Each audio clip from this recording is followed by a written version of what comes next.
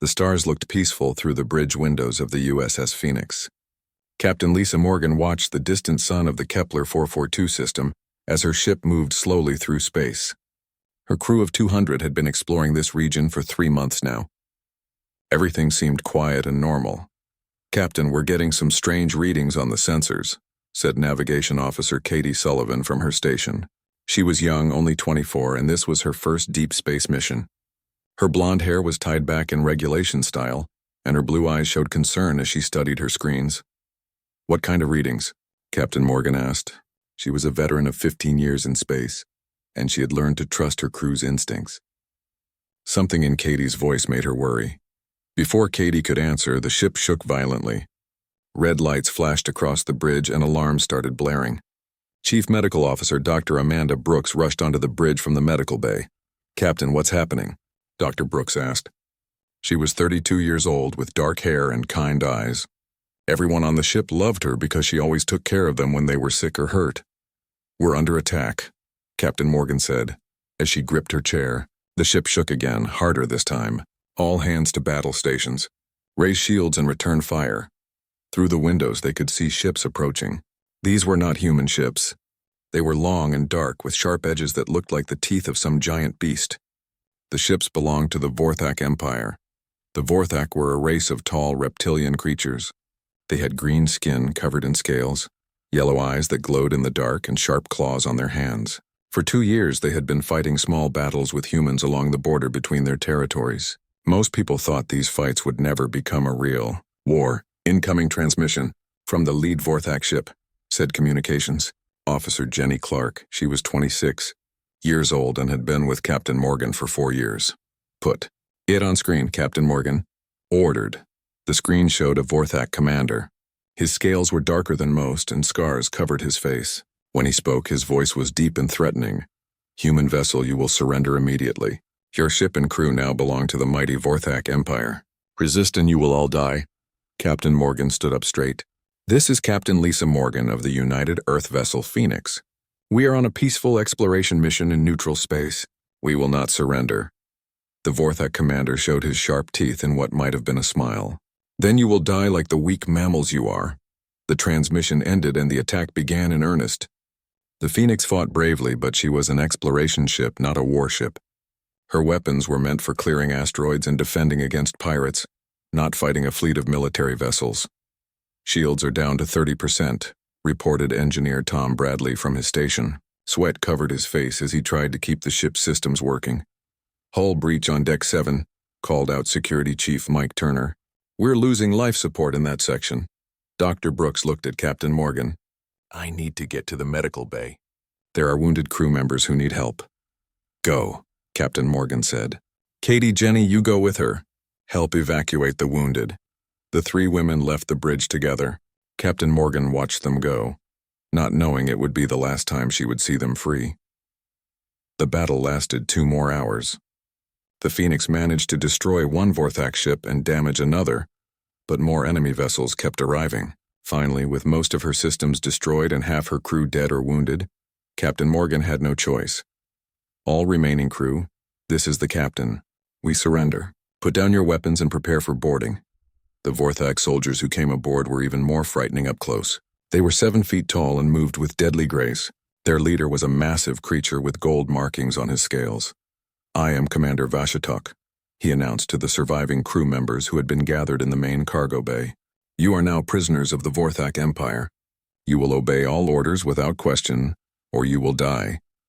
Captain Morgan counted her surviving crew. Only 83 were left alive, and many of them were wounded. Dr. Brooks was trying to help an injured engineer while Katie and Jenny stayed close to her side.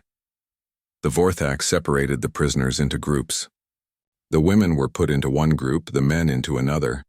Captain Morgan tried to protest, but a Vorthak soldier hit her with the back of his clawed hand, sending her to the floor. "The females will serve a special purpose," Commander Vashtok said with that terrible smile. "Our king has been looking forward to meeting humans, especially human females." They were taken to a Vorthak prison ship. The conditions were terrible. The cells were small and cold with barely enough room to lie down. The food was a paste that tasted like metal and made many people sick. The Vorthak guards seemed to enjoy watching their prisoners suffer. For weeks they traveled through Vorthak space. Captain Morgan tried to keep her crew's spirits up, but it was hard. They had no idea where they were going or what would happen to them. Finally, they arrived at the Vorthak homeworld. The planet was dark and red, with tall black towers that stretched up into the cloudy sky. They were taken to a massive fortress in the center of the largest city. It was there that they met King Zethkar. The Vorthak king was enormous, even larger than his soldiers. His scales were black with silver markings, and his yellow eyes seemed to glow with their own light. When he spoke, his voice echoed through the great hall where the prisoners had been brought. "So these are the humans," he said, walking slowly around the group of women prisoners. Such small, weak creatures, yet they dare to travel among the stars as if they were equals to the mighty Vorthak. He stopped in front of Dr. Brooks, who stood with her chin raised despite her fear. "You will serve as an example to all who would challenge the Vorthak Empire. Your deaths will be broadcast across the galaxy, so all may see what happens to those who oppose us." Captain Morgan tried to step forward. "Your Majesty, please. These women are non-combatants. They were only trying to help the wounded. If you must execute someone, take me instead." King Zethkar laughed, a sound like grinding metal. "Oh, Captain, you will watch. That is your punishment for daring to fight us. You will watch your crew die, knowing that their deaths are your fault." The execution was set for the next day. It would be broadcast live across the galaxy, a message of Vorthak power and human weakness. But King Zethkar had made a terrible mistake. He thought he was showing the galaxy that humans were weak and afraid. Instead, he was about to show them something much more dangerous. What happened when you made humanity angry? Admiral John Martinez was drinking his morning coffee in his office at Luna Command when the emergency alarm started ringing. He had been reading reports about mineral surveys and trade negotiations. Nothing that seemed urgent or important. The alarm changed everything. "Admiral, we have an incoming priority transmission from deep space," said Lieutenant Chris Moore as he rushed into the office. His face was pale and his hands were shaking slightly. "What kind of transmission?" Admiral Martinez asked, setting down his coffee cup. He had been in charge of the Terran Defense Council for 8 years, and he knew that look on his aide's face. "Something terrible had happened. It's from the Vorthak Empire, sir. They're broadcasting on all frequencies. The signal is being picked up by every receiver in human space." Admiral Martinez felt his stomach drop. The USS Phoenix had been missing for 6 weeks. Search and rescue teams had found debris from a battle, but no survivors. Now the Vorthak were broadcasting something to all of humanity. "Put it on the main screen," he ordered. The transmission showed a huge hall made of black stone. Tall pillars stretched up to a ceiling that disappeared into shadows. At the center of the hall stood a massive throne, and on that throne sat the largest Vorthak that Admiral Martinez had ever seen. King Zethkar spoke in perfect English, his voice cold and full of hatred. "People of Earth and her colonies, behold the fate of those who dare to challenge the Vorthak Empire." The camera moved to show a line of human women kneeling on the floor. Admiral Martinez recognized some of them from the Phoenix crew files. There was Dr. Amanda Brooks, the young medical officer with kind eyes. There was Katie Sullivan, the navigation officer who had just graduated from the academy. There was Jenny Clark, who had a little sister back on Mars. "These females thought they could travel through our space as equals," King Zethkar continued. "They thought their primitive weapons could stand against Vorthak might. Now they will learn the price of such arrogance." Admiral Martinez wanted to look away, but he forced himself to watch. He owed it to these brave women to witness their final moments. One by one, King Zethkar executed them with his own clawed hands. Dr. Brooks looked directly into the camera as she died, her eyes showing no fear, only defiance. When it was over, King Zethkar stepped over the bodies and spoke again. "This is the fate that awaits all humans who enter Vorthak space. Your species is weak and pathetic. You exist only because we allow it. Remember this lesson well." The transmission ended. Admiral Martinez sat in silence for a long moment, staring at the blank screen.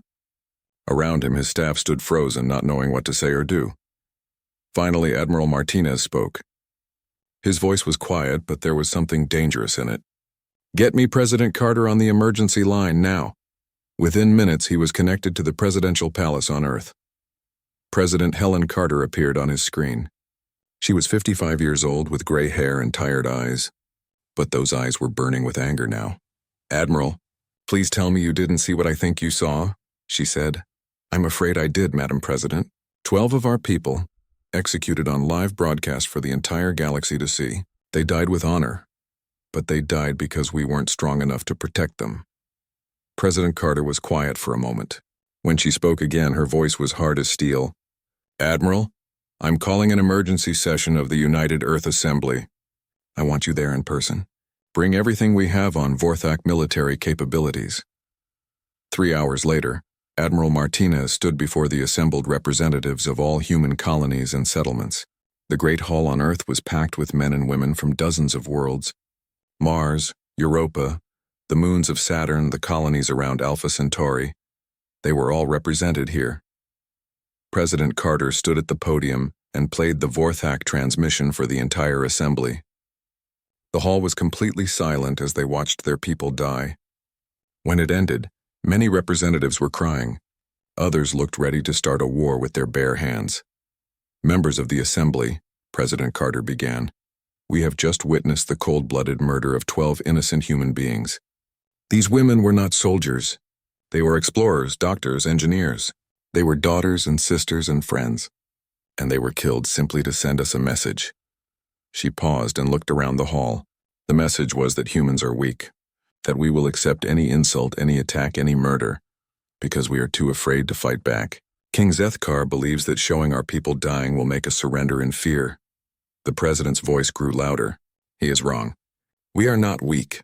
We are not afraid, and we will never ever let the murder of our people go unanswered. She turned to Admiral Martinez. "Admiral, what would it take to completely destroy the Vorthak Empire?" Admiral Martinez had been expecting this question. "Madam President, the Vorthak control 12 star systems with a combined population of about 8 billion. They have a military force of approximately 2,000 ships of various sizes.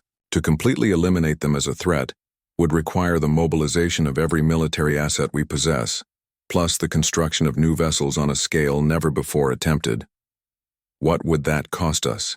asked Representative Bill Johnson from the Mars colonies. "Everything," Admiral Martinez replied honestly. "We would have to stop all civilian construction, redirect all mining operations to military use, and put our entire economy on a war footing. It would take at least 2 years to build the fleet we would need." "And casualties?" asked Representative Susan Lee from Europa. "Enormous. We're talking about not just defeating the Vorthak military, but completely destroying their civilization. It would be the first genocide in human history." The hall erupted in discussion. Some representatives argued that genocide was wrong, no matter what the provocation. Others demanded immediate action. The debate went on for hours. Finally, President Carter called for order. "Representatives, we face a choice. We can accept this attack, file a protest with the Galactic Council and hope nothing like this happens again. Or we can send a message of our own, that humanity will protect its own no matter the cost." She looked around the hall one more time. "The question before us is simple. Do we declare total war on the Vorthak Empire with the goal of complete destruction of their military and government capabilities?" The vote was called. One by one, representatives from across human space stood and cast their votes. Mars voted yes. Europa voted yes. The outer colonies voted yes. Even the peaceful research stations around distant stars voted yes. When the counting was finished, the result was clear. 847 votes for war. 0 votes against. President Carter stood at the podium again. "By unanimous vote of the United Earth Assembly, humanity declares total war on the Vorthak Empire. We will not stop until every Vorthak warship is destroyed, every Vorthak military base is in ruins, and their government surrenders unconditionally." She turned to Admiral Martinez. "Admiral, you have unlimited authority to use any and all resources of human civilization to win this war. Build whatever ships you need. Recruit however many soldiers you need. Develop whatever weapons you need. The only requirement is victory." Admiral Martinez saluted. "Yes, Madam President. The Vorthak wanted to teach us about fear. We'll teach them about what happens when you make humanity angry." As the representatives filed out of the hall, news of the declaration was already spreading across human space. On every world, in every city, in every home, people were preparing for war. The Vorthak had thought they were destroying human morale. Instead, They had created something they had never seen before. An entire species united in righteous fury, determined to make their enemies pay the ultimate price for their cruelty. 6 months after the declaration of war, the shipyards around Earth looked like giant metal forests. Thousands of workers moved between the massive construction frames, building warships at a speed that amazed even the engineers who designed them. Captain Laura Davis walked through Shipyard 7, watching the birth of humanity's newest weapon of war. "How many ships will be ready by next month?" she asked Chief Engineer Maya Kim, who was reviewing construction reports on her tablet. 43 of the new Titan-class dreadnoughts and about 200 smaller vessels, Maya replied. She was tired. Everyone was tired these days. The entire human race had been working non-stop since the war declaration. "The production rate is actually ahead of schedule." Captain Davis nodded and looked up at the massive ship taking shape above them. The UES Vengeance was going to be the flagship of the new fleet. It was over 2 kilometers long and carried enough firepower to destroy a small planet. Its name had been chosen by popular vote among the human colonies. Everyone wanted the Vorthak to know exactly why they were going to die. "Any word from the weapon development teams?" Captain Davis asked. "Dr. Paul Anderson's team finished testing the new plasma cannons yesterday," Maya said. "They're 30% more powerful than anything we've ever built. And the orbital bombardment systems are ready for installation." Captain Davis had read the reports about the orbital bombardment systems. They were designed specifically for destroying cities and killing large numbers of people quickly. Before the war, such weapons would have been considered immoral. Now they were considered necessary. Across the solar system, similar scenes were playing out on every world and space station. The asteroid mining operations had been completely converted to military production. Instead of extracting metals for buildings and machines, they were making armor plating and weapon components. The research stations that used to study distant galaxies were now designing new ways to kill Vorthak. On Mars, Colonel Steve Murphy was training the largest army in human history. His base covered hundreds of square kilometers of red desert, filled with soldiers learning how to fight an enemy that showed no mercy. "Remember," he told a group of new recruits, "the Vorthak are bigger and stronger than us individually, but they're used to fighting enemies who play by rules of honor and fair combat. We're not going to do that." The recruits were all volunteers. After seeing the execution broadcast, millions of humans had joined the military. They came from every world, every background, every walk of life. Teachers, farmers, engineers, students, all united by the desire to make the Vorthak pay for what they had done. "The enemy expects us to fight like gentlemen," Colonel Murphy continued. "They expect us to avoid civilian targets, to accept surrender, to follow the traditional rules of war. We will do none of these things. This is total war, and total war means the complete destruction of the enemy." The training was harsh but necessary. The soldiers learned to use the new weapons, to fight in the vacuum of space, and to show no mercy to an enemy that had shown none to their people. They watched the execution broadcast every day to remind themselves why they were fighting. Meanwhile, in a secret facility on Europa, Intelligence Officer Danny Chang was preparing for the most dangerous mission of his life. He had volunteered to infiltrate Vorthak space and gather information about their military capabilities and the locations of their most important targets. "The surgery will change your appearance enough to pass as a member of the Thakari species," Dr. Roberts explained as she showed him the medical procedures he would undergo. The Thakari were reptilian aliens who were servants of the Vorthak Empire. "Your skin will be altered to have scales, and your bone structure will be modified to match theirs." Danny nodded. He knew the surgery was dangerous and that there was a good chance he would not survive it, but the information he could gather was vital to the war effort. "How long will I have before the changes become permanent?" "About 6 months before the alterations start to damage your internal organs," Dr. Roberts said. "After that, you'll need to get back to human space for reversal surgery, or you'll die."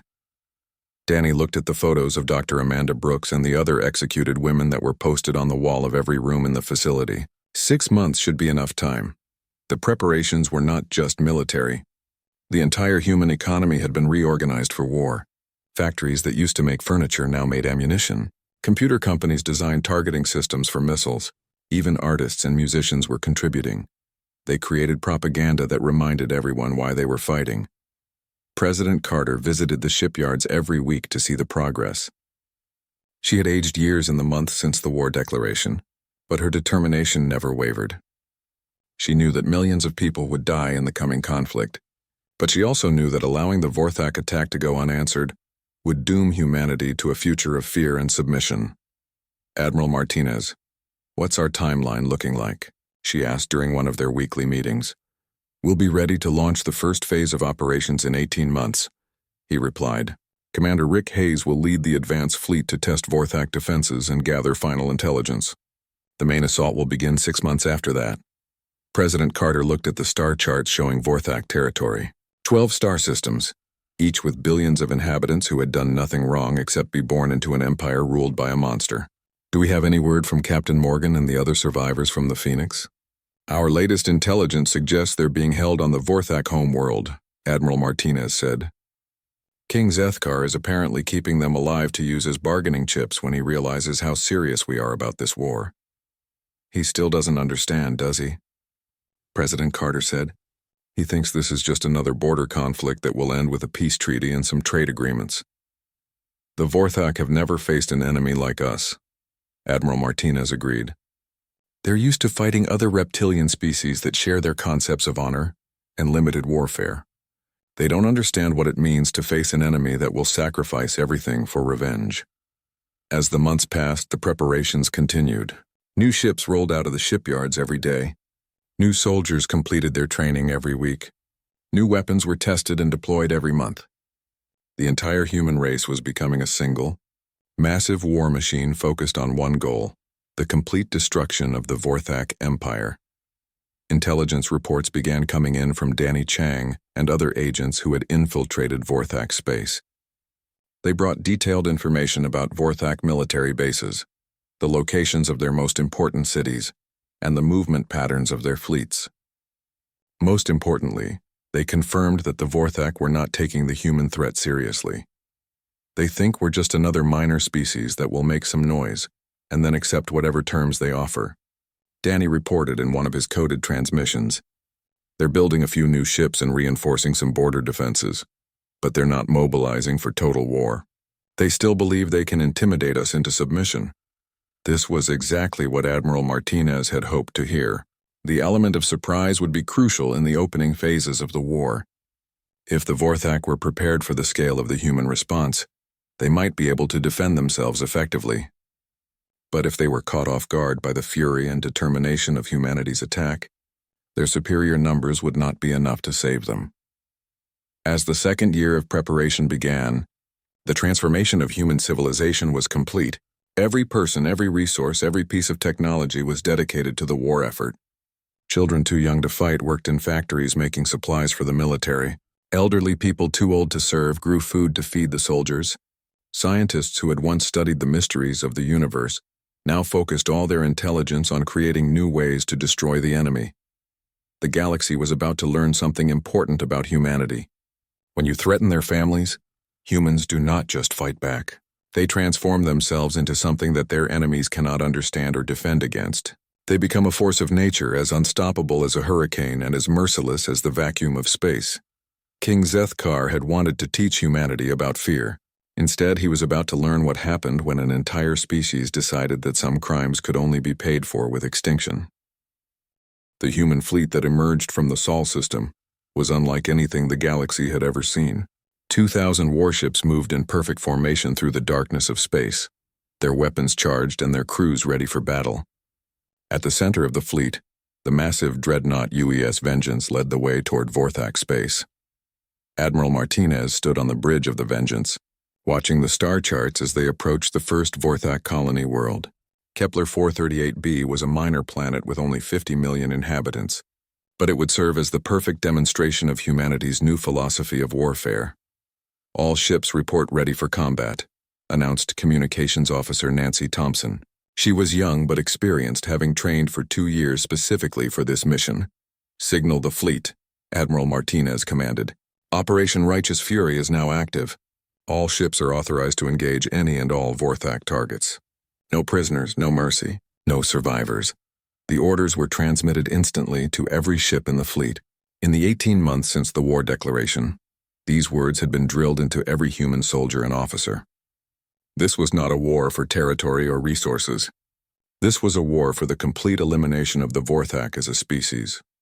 Commander Rick Hayes led the first wave of attacks in his destroyer, the UES Amanda Brooks, named for the murdered medical officer. His ship and 50 others dropped out of faster-than-light travel just outside the Kepler 438 system, catching the Vorthak defenders completely by surprise. "Enemy ships detected," reported Tactical Officer Ben Clark. 12 Vorthak vessels moving to intercept us. "Open fire," Commander Hayes ordered. "Show them what human engineering can do." The new plasma cannons that Dr. Paul Anderson's team had developed tore through Vorthak shields like they were made of paper. The first enemy ship exploded in a ball of superheated gas before its crew even had time to send a distress signal. The second and third ships followed within minutes. "Sir, the surviving Vorthak ships are trying to surrender," Ben reported. Commander Hayes remembered the images of Dr. Brooks and the other women dying on their knees. Ignored. "Continue firing until they're all destroyed." Within an hour, the space around Kepler 438b was filled with the wreckage of Vorthak ships. The orbital defense platforms that protected the planet lasted another 30 minutes, before they too were reduced to debris and expanding clouds of metal. Now came the part of the operation that would send shockwaves across the galaxy. Admiral Martinez gave the order that changed the rules of interstellar warfare forever. Begin orbital bombardment. Target all population centers, military facilities, and industrial complexes. Continue until the planet is uninhabitable. The bombardment lasted 6 hours. Plasma beams and nuclear missiles rained down from orbit, turning cities into craters and forests into burning wastelands. The Vorthak on the planet tried to evacuate, but human fighter squadrons led by Captain Peter Wilson destroyed every ship that tried to leave the surface. When it was over, Kepler 438b was a dead world. 50 million Vorthak had been eliminated, and their planet was now a radioactive wasteland that would remain uninhabitable for thousands of years. "Send a message to King Zethkar," Admiral Martinez ordered. "Tell him this is what happens to anyone who harms human beings. Tell him we're coming for all of them." News of the destruction spread quickly through Vorthak space. King Zethkar called an emergency meeting of his military commanders, but they had no advice to give him. Nothing in their military training had prepared them for an enemy that would completely destroy an entire world, just to make a point. "How is this possible?" King Zethkar demanded. "They destroyed a planet? An entire planet. No civilized species does such things." "My lord," said Admiral Kethvar, the leader of the Vorthak military, "perhaps we underestimated the human response to our demonstration. Maybe we should consider negotiating with them." King Zethkar's yellow eyes blazed with fury. "Negotiate? With those pathetic mammals? Never. Send every ship we have to stop them. Crush them like the insects they are." But the human fleet was not insects. As they moved deeper into Vorthak territory, they encountered larger and larger enemy forces. Each time the result was the same. Human technology, human tactics, and human determination proved superior to everything the Vorthak could bring against them. General Kelly Roberts led the ground forces that landed on Vorthak worlds after the orbital bombardments. Her soldiers moved through the ruins of enemy cities with systematic efficiency, hunting down any survivors. The standing orders were clear. No Vorthak was to be left alive. "Sir, we've found a group of civilians hiding in an underground bunker," reported Sergeant Lisa Green during the occupation of the second Vorthak world. "Are they armed?" General Roberts asked. "No, sir. They appear to be mostly children and elderly individuals." General Roberts thought about the children and elderly humans who had watched their daughters and sisters die on the Vorthak execution broadcast. Eliminate them. All of them. The war continued for 6 months, with human forces moving from system to system like a plague of destruction. Each Vorthak world fell faster than the last as their military was steadily worn down, and their leaders began to panic. Other alien species watched the conflict with growing horror. The peaceful humans they had known for decades had transformed into something terrifying. The Galactic Council tried to intervene, calling for peace negotiations and an end to the systematic destruction. President Carter's response to the Galactic Council was broadcast throughout known space. The Vorthak chose to execute our people for entertainment. They chose to broadcast their murders across the galaxy. They chose to declare that human life has no value. We are simply showing them the consequences of their choice. By the 10th month of the war, 9 of the 12 Vorthak worlds had been completely destroyed. Billions of Vorthak were dead, their fleets were scattered, and their empire was collapsing.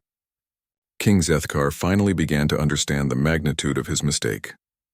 Intelligence officer Danny Chang, who had spent over a year infiltrating Vorthak society, sent his final report before beginning his dangerous journey back to human space. The Vorthak leadership is in complete panic. They never imagined that any species would be willing to commit genocide over the death of a few individuals.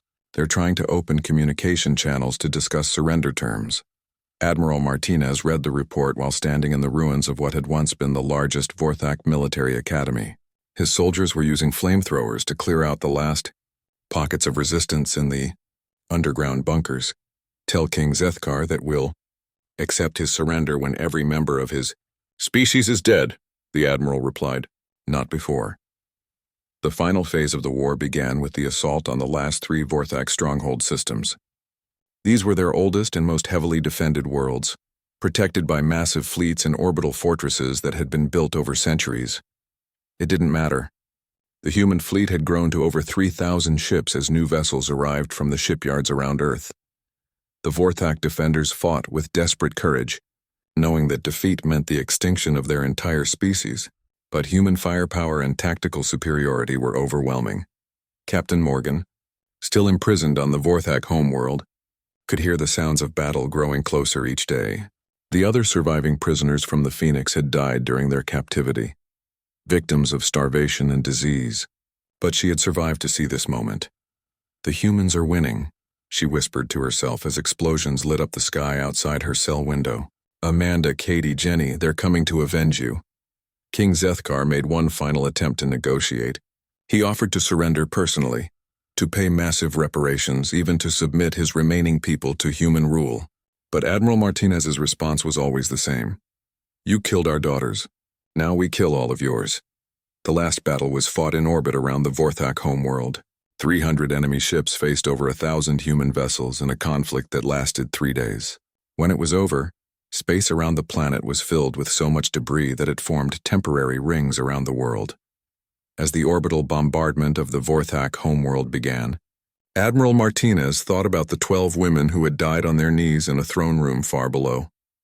Their deaths had started a war that would be remembered for thousands of years as the first time in galactic history that one species had completely destroyed another. The bombardment continued for 72 hours. 1 hour for each minute that the execution broadcast had lasted. When it finally ended, the Vorthak Empire was extinct, and humanity had taught the galaxy a lesson that would never be forgotten. Some acts of cruelty demand the ultimate punishment. The throne room was empty except for one figure sitting in the massive chair that had once belonged to the most powerful ruler in this part of the galaxy. King Zethkar looked smaller now, his black scales dull and his yellow eyes dim with defeat.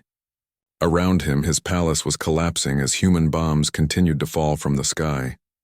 Captain Lisa Morgan stood in the doorway, no longer a prisoner, but now wearing the uniform of the Terran Defense Force. She had been rescued 3 days earlier when human Marines had stormed the prison complex. She was thin and scarred from her long captivity, but her eyes burned with the same determination that had driven her species to this moment. Your Majesty, she said, walking slowly across the cracked marble floor. I bring you greetings from Admiral Martinez and the human fleet. King Zethkar looked up at her, and for the first time in his life, he showed fear. Captain Morgan, I had hoped you were dead. It would have been kinder to you. Kinder? Captain Morgan laughed, but there was no humor in it. You murdered my crew. You broadcast their deaths across the galaxy for entertainment. And you think death would be kinder than watching your empire burn? The king was silent for a long moment. Outside, another explosion shook the building and dust fell from the ceiling. I underestimated your species, he finally said. We thought humans were weak because you valued individual lives so highly. We thought that made you soft. It does make us soft, Captain Morgan agreed. Right up until someone takes those lives away from us. Then it makes us something else entirely. King Zethkar stood up from his throne, his massive frame still impressive despite his defeat. I wish to negotiate a surrender. My people are dying. The few who remain will submit to human authority. We will pay any reparations you demand. Just please let some of us live. Captain Morgan touched a communication device on her uniform. Admiral Martinez, King Zethkar wishes to surrender. The Admiral's voice came through clearly, broadcast throughout the ruined palace. Tell him it's too late for that. We stopped accepting surrenders about 8 billion Vorthak deaths ago.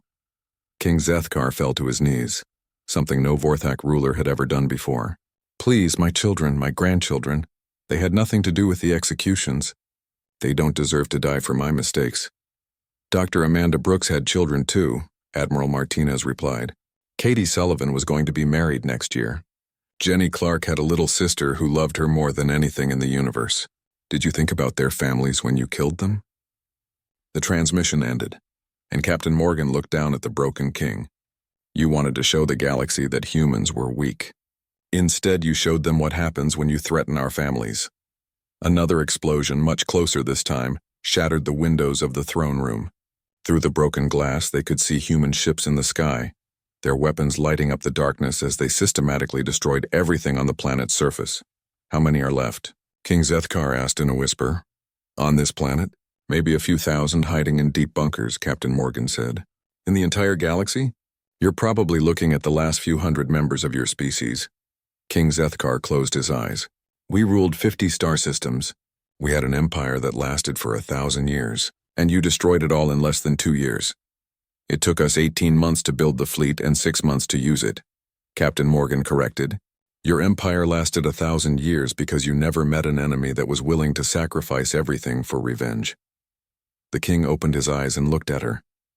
What kind of species does this? What kind of people are willing to commit genocide over the death of 12 individuals? Captain Morgan thought about that question. She had been asking herself the same thing during the long months of her imprisonment. The kind that loves our own more than we fear our enemies. The kind that would rather die fighting than live in submission. The kind that keeps our promises, even when those promises are threats. She walked to the broken window and looked out at the burning city below. You made a calculation, Your Majesty. You thought that killing a few humans would make the rest of us afraid. You thought we would see your power and submit to it. Instead, you united an entire species against you. But the cost, King Zethkar said. How many humans died in this war? How many of your own ships were destroyed? How many of your soldiers will never see their families again? Captain Morgan had the numbers memorized. 43,000 human military personnel killed in action. 108 ships destroyed or damaged beyond repair. About 2 billion credits in military spending. She turned back to face him, and in exchange, we eliminated an enemy that threatened human expansion into this region of space for the next 1,000 years. King Zethkar stared at her in shock. You consider that an acceptable trade? For the safety of our species? For the message it sends to anyone else who might threaten us? Captain Morgan nodded. Yes, absolutely. The palace shook again as more bombs fell. Through the communication system, they could hear Admiral Martinez giving orders to his fleet. All ships continue bombardment until no structures larger than a house remain standing. We want this planet to serve as a monument to what happens when you attack humanity. King Zethkar looked around his throne room one last time. The walls were covered with paintings showing the great victories of Vorthak history. But those victories meant nothing now. What will you do with my body when I'm dead? Nothing special, Captain Morgan replied. Your people believed that strength was the only thing that mattered. You thought that made you superior to species that valued mercy and compassion, but you forgot something important. What? Strong species survive, but smart species learn how to use their strength effectively. Captain Morgan headed for the door as another explosion shook the building. You used your strength to hurt us. We used ours to erase you from existence. She paused at the doorway and looked back. The last transmission from this planet will be your death, Your Majesty. Every species in the galaxy will see what happened to the mighty Vorthak Empire. They'll remember that before you attacked us, humans were known as peaceful explorers and traders. They'll remember what we became when you gave us a reason to change. King Zethkar was alone now, sitting in his crumbling throne room as his empire died around him. He thought about the moment when he had decided to execute those human women. It had seemed like such a simple demonstration of power. He had wanted to show his subjects and his enemies that the Vorthak were not to be challenged. Instead, he had awakened something that his species was not equipped to handle. Humans did not think like other species. They did not calculate the costs and benefits of warfare in the same way. When you hurt them, They did not look for the most efficient way to make you stop. They looked for the most complete way to make sure you could never hurt anyone again. The final explosion came 20 minutes later, as human bunker-buster bombs finally reached the deep foundations of the palace. King Zethkar died in the collapse, the last ruler of an empire that had been completely destroyed by the species he had thought were weak. 2 years later, Admiral Martinez stood in a museum on Earth, looking at a memorial wall that contained the names of every human who had died in what historians were already calling the Vorthak Extinction War. At the top of the wall, in letters larger than the rest, were 12 names, the women whose deaths had started it all. President Carter joined him at the memorial. She looked older now, aged by the weight of the decisions she had made during the war. "Do you ever regret it, Admiral?" The completeness of our response? Admiral Martinez thought about the question seriously. No, Madam President. The galaxy needed to learn something about humanity. They needed to understand that we are not just another species that can be intimidated or bullied. The Vorthak taught us that there are enemies who cannot be reasoned with or deterred, so we taught the galaxy that there are also enemies who cannot be allowed to survive. President Carter nodded. The intelligence reports say that 3 different species have canceled planned attacks on human colonies since the war ended. They're calling it the Vorthak effect. Good, Admiral Martinez said. That means Dr. Brooks and the others didn't die for nothing. Their deaths bought us something that money can't buy. The certainty that no one will ever again think that humans are an easy target. Outside the museum, ships were launching from Earth's orbital platforms. But these were not warships. They were exploration vessels and colony ships carrying humans to new worlds throughout the galaxy. The Vorthak territories were empty now, waiting to be settled by a species that had proven it would do anything to protect its own. Captain Morgan, now Admiral Morgan, was scheduled to lead the first human expedition to the former Vorthak homeworld. Her mission was to establish a research station in the ruins of King Zethkar's palace, where scientists would study the remains of the civilization that humanity had destroyed. The galaxy was a different place now. Other species looked at humans with a mixture of respect and fear that had not existed before the war. They had learned that the peaceful explorers from Earth could become something much more dangerous when they were given sufficient motivation.